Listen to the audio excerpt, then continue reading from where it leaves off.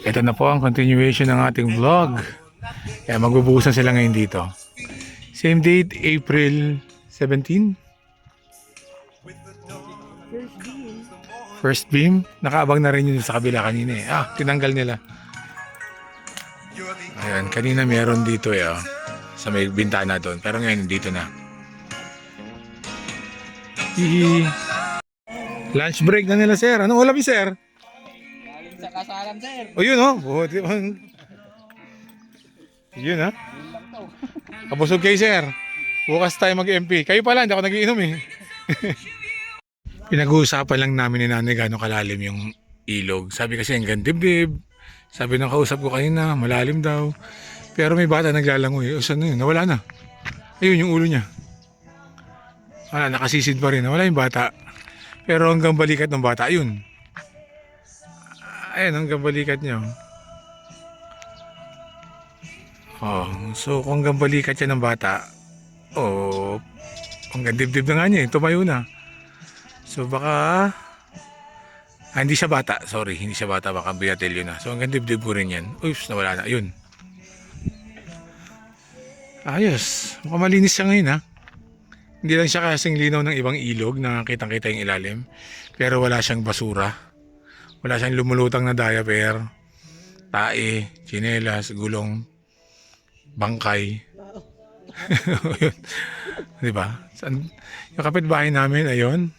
Tapos dito sa mga punong yan, 200 meters from the house, ayan. Tapos dun sa may main road doon, 300 meters. Ganun kalalayo kapitbahay namin. Tingin tayo halaman.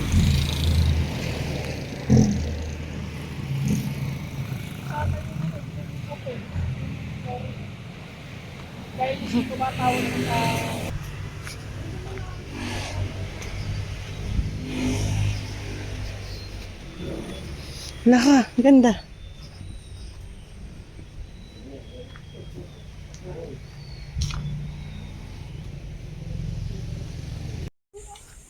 Mambunot ka na lang ba? Saan po? Meron akong bubunutin. Sa LAC yun, may marami. Opo. Try nila din sa Kalabaw. Opo, yun nga. Grabe, ang dami yung halaman. Nakakatuwa.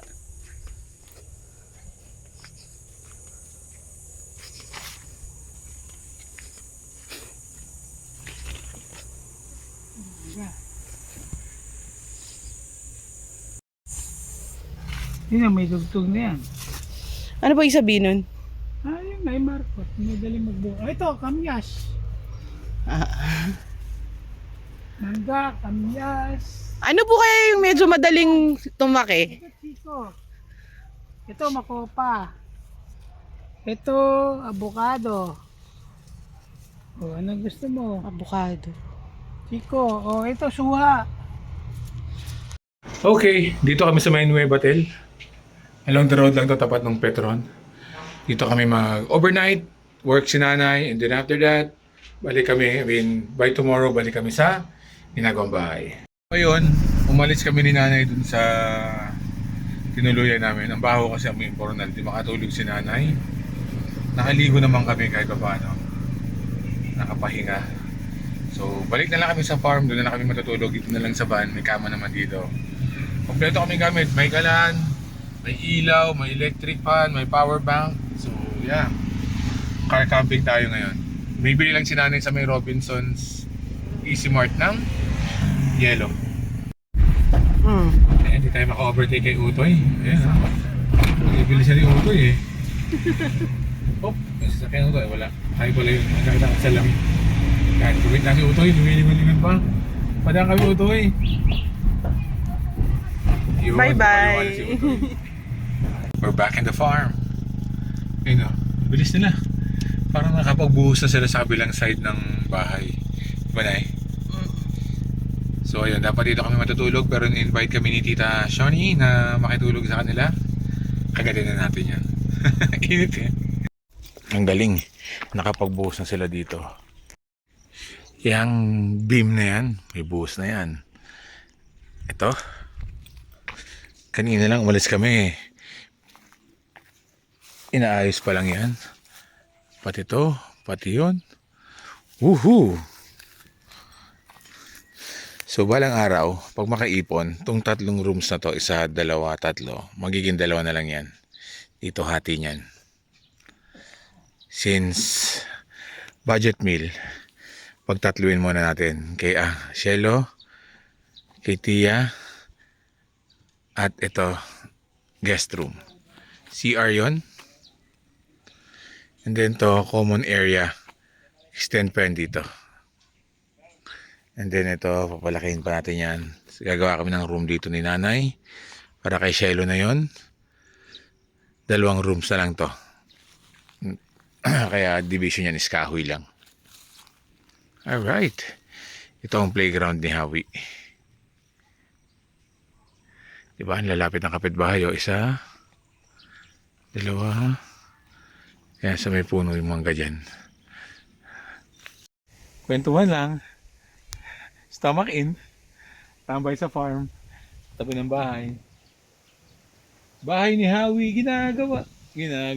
Bahay daw ni ate, sabi niya. Meron ng hindi siya mainit dito, hindi katulad sa town o pag nasa sasakyan ka. Oo. Or pag naglalakad ka sa town. Sa town, kahit nga nasa lilim ka, ang init. Para ka talagang didilaan ng dragon. Oo, iba yung siguro dahil may ilog dito tapos mapuno. Oh, wow. O, diba? Pwede ako mag-push up. Wall push up. Tapos, try mo mag-shower. Shower. Aba, dito. Yan. Yung lababo. Maliit na lababo. Sulusog pa natin to. Ayan. Parang CR lang ni Sol. Ayan, kasya naman. Aray! Ay, may nakalit na mga ng sakit. Nakita ko yung difference ng marami talagang halaman, maraming puno. Kanina nagpunta ako din sa garden, nagbebenta ng mga puno, mga grafted. Ang aliwalas, maski maliit lang yung lugar niya, pero puro halaman, ang aliwalas ng pakiramdam. Ikumpara dun sa concrete city. Oo. Sobrang ang init. Tignan nyo, no? Ilang hektarya yung palayan to. Sa paligid namin, Magulat si mami. Wala na siyang palay, puro puno. Iba yung rito, para ang laki ng bahay. Actually, nasa 94 square naman. 94, no? 90 per square meter. Pero, habang ginagawa kasi, di ba, pag di pa sarado, parang ang liit. Pero dito, parang ang laki niya. Hanggang madudugtungan pa yun dito. Dugo yung paa mo. Yun nga. Nararamdaman? Nararamdaman ko mainit. May dugo yung paa ko. Sabi ko kanina, di ba, may bakal. But anyway, hindi man siya masakit. But ito, madudugtungan pa rito ng 4 square meter, tong part na to. Ganda. Andun yung araw, palubog na. Again, ilog po ito. Ayan, sa likuran lang namin, mga 10 hakbang lang. And then yung kapitbahay namin, ito. Hindi yan. Ano lang yan parang poso yata Ito. Grabe nila ng kapitbahay namin, tahimik. Bunga nga lang ni Buhawi ang maririnig namin. Which is okay. Shout out, Hawi boy! Yun, makikitulog na kami dito. Free accommodation. Ila Tita Shoni. Kaya yung mga kids. So, ayan. Pero dito lang kami sa bahay. Hindi kami kaya niyan Okay na may pasok si nanay ng 10 PM. Kaya mo yan Good luck. Friday. And then tomorrow is another day.